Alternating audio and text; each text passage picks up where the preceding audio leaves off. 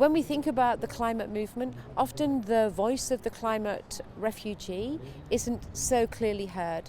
It's not as sexy, it's not discussed on at the kind of like negotiating table, and it was really important for us on Gender Day that the voice of the young female refugee was heard. And so she's in a way a spokesperson for those that don't have a voice, for the children who don't have a voice in this grand negotiating table.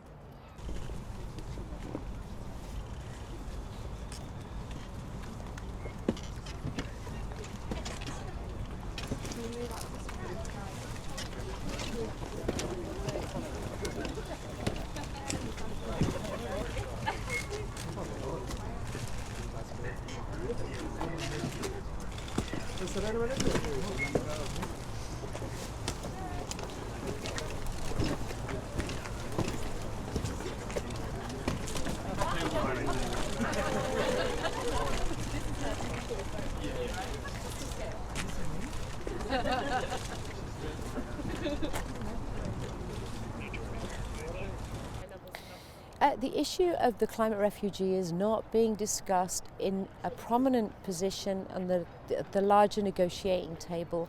It needs to be, and I'm sure that in the years to come, in future COPs, that this issue will be at the forefront of the conversation, and I hope so. She's going to be moving.